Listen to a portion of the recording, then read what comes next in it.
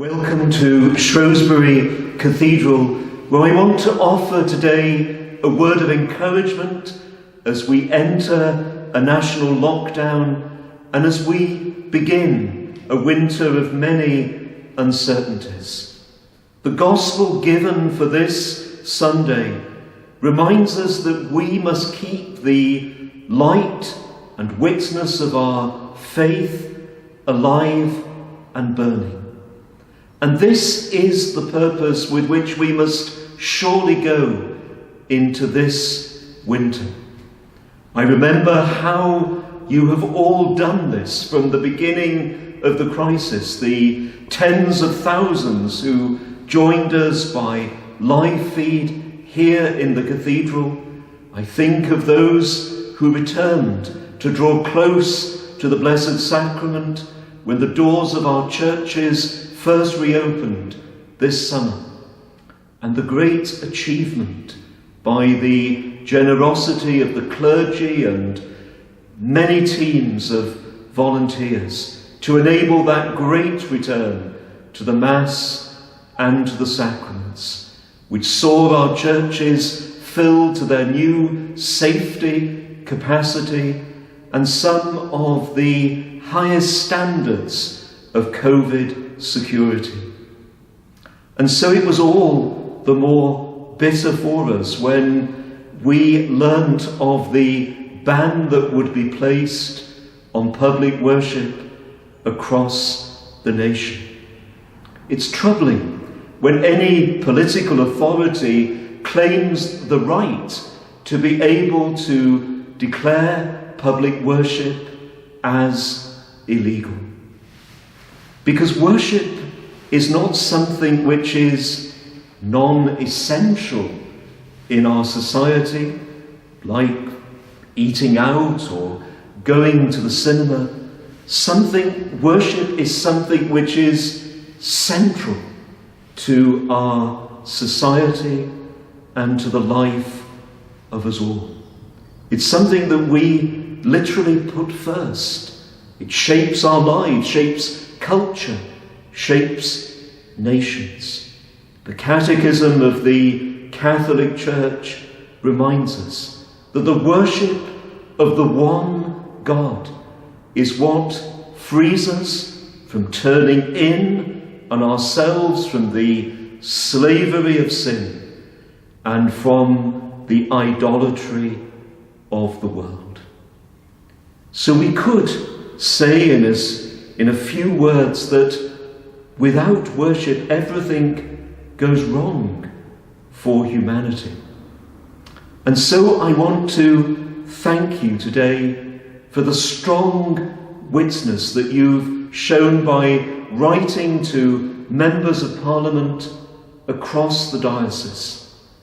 And because of your witness to the importance of worship, its place in your lives, the government has announced that it will reconsider this decision and consult with religious leaders. As we await the outcome of those discussions, I want to ask you, and indeed know that you will, follow all that is being asked of us as good citizens to protect the most vulnerable and to help to ensure the safety of all through these weeks of the lockdown. I speak to you today on Remembrance Sunday, and it's worth recalling that the first day of remembrance like this one was kept during another global pandemic, a pandemic of far deadlier proportions than the crisis we are now going through. A popular song of those years recalled and invited people to keep the home fires burning.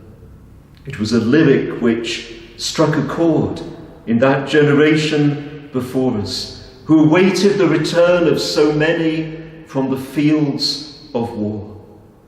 As we remember today those who did not return, we also recall that responsibility to in so many ways keep the home fires burning of our Christian faith and witness and worship through the long months that are ahead of us. This is a task not only for ourselves, as that old song reminded a generation before us. It's something that we do for others, for the good of the whole of society, and for generations who are still to come.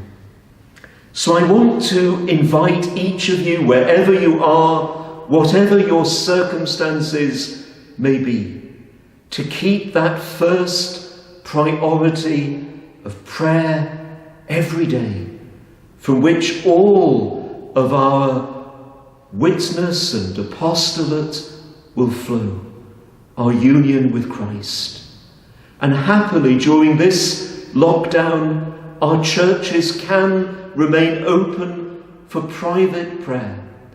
So I want to ask you today, wherever it is possible, to come to our churches and to draw closer to the blessed sacrament of Christ's real presence among us, and so to use this time well in silent and in watchful prayer. And as the apostle reminded us long ago, let us also remember the poor, those who are most isolated, those in greatest need at this time, by our personal acts of charity and also by what we are trying to do together as a diocese in supporting Caritas at Christmas. And you know that I've asked St. Joseph to watch over us at this time, all of our communities, all of our loved ones. The Christmas Gospel will soon remind us how St. Joseph faced many unexpected trials when Christ came into this world.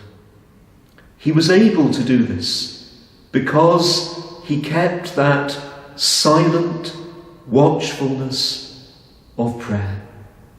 May you and I do the same in the weeks and months before us, looking to the example of St. Joseph and asking his prayers.